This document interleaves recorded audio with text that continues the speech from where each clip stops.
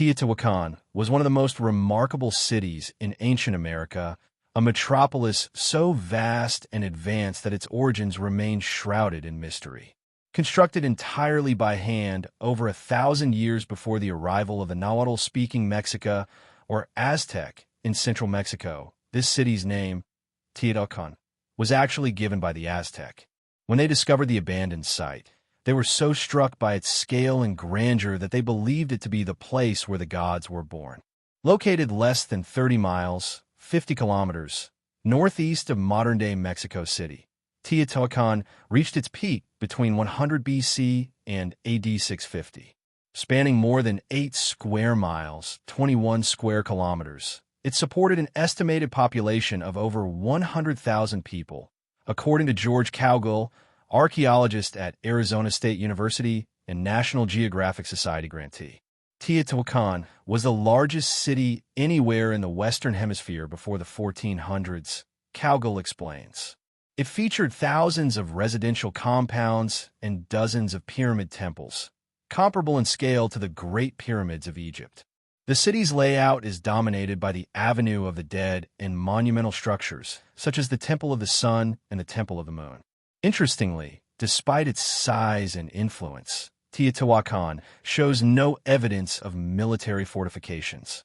Yet its cultural and political influence spread widely across Mesoamerica. Who built Teotihuacan? The true builders of Teotihuacan remain unknown. While some early scholars attributed it to the Toltec, this theory has been dismissed as the Toltec civilization rose centuries later. Others suggest the Totonac, while some evidence points to a mix of various cultures, including the Maya, Mixtec, and Zapotec. One prevailing theory suggests that a volcanic eruption displaced surrounding populations, who then settled in the valley and contributed to the city's construction and expansion. The primary excavations have focused on the Pyramid of the Moon, led by Professor Saburo Sugiyama of Aichi Prefectural University in Japan and Ruben Cabrera, a Mexican archaeologist. Their discoveries revealed a complex culture that blended extraordinary architectural skill with ritual sacrifice.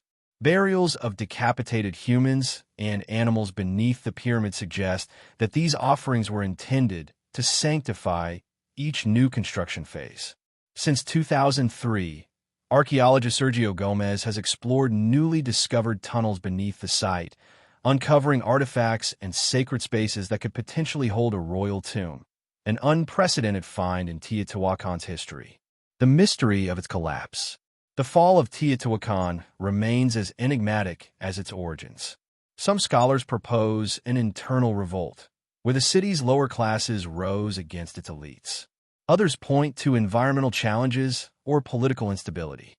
However, as Cowgill notes, the real question may not be why Teotihuacan collapsed, but rather how it endured for so many centuries.